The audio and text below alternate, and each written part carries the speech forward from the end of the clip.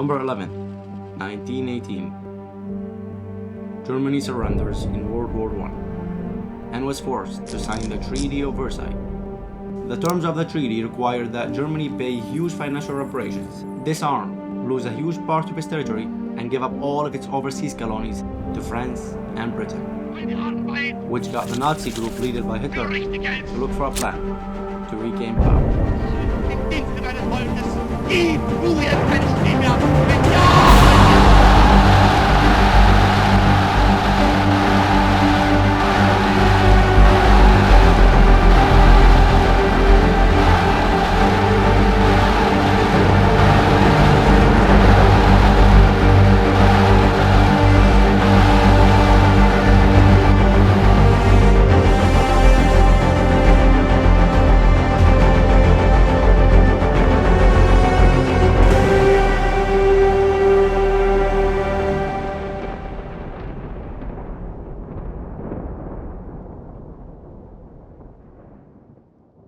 After World War I, Germany was not allowed to join the League of Nations and was punished by giving a part of its territory in the east to Poland, and Saar, one of the richest coal fields, was given to France for 15 years. The German army was not allowed to exceed 100,000 soldiers. The navy could only have 6 battleships with no submarines and no air force allowance. Besides the huge financial reparations Germany had to pay, which would eventually be set at 132 billion gold marks, which equals $33 billion. All these economic and military penalties, followed by the Great Depression, made Germany one of the weakest countries in Europe.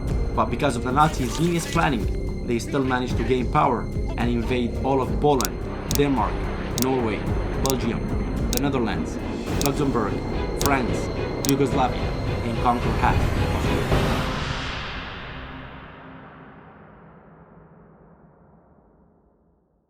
The plan was clear.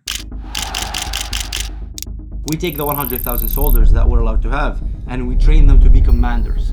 So whenever we get the chance to increase the number of army forces, it will be easy to train those new coming soldiers. Because now we have 100,000 commanders who are capable of training new soldiers, which would significantly speed up the rearmament process.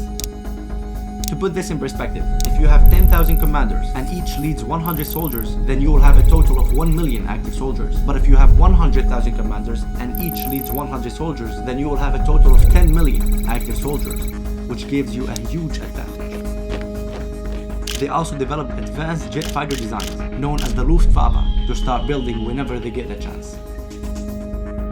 But this wasn't just a normal aircraft. It was far more advanced than the rest of the world's aircrafts. What was that? What the hell was that? It could fly 150 miles faster than the fastest aircraft we ever knew. It was the world's first jet fighter, the Messerschmitt 260. What was that? What the hell was that? It went by like we were standing still. What the hell is it? Get off the air. The German Messerschmitt Me-262. Sleek, fast, and heavily armed. The appearance of the new swept-wing fighter caused a great deal of anxiety and consternation. It was the Messerschmitt 262, the world's first operational jet fighter.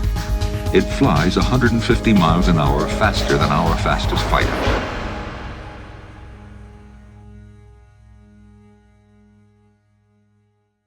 And finally, the plans are ready. The soldiers, the designs, the tanks, all are ready. But only one thing has been standing in the way since the beginning: the Treaty of Versailles. But not for long, because in 1935, Hitler ends the First Major. Hitler started the rearmament and gave an order to start building the Luftwaffe, the most powerful air force in Europe. What was that? What the hell was that? And it became clear to the whole world: Hitler is coming back for revenge. Adolf Hitler and his Nazi party start to build a mass following. The German people see him as a savior. And 2 years later, the plan successfully worked as the German army went from 100,000 to 13.5 million soldiers. It's the largest planned invasion in history. Tens of thousands of advanced aircraft and tanks. And the rest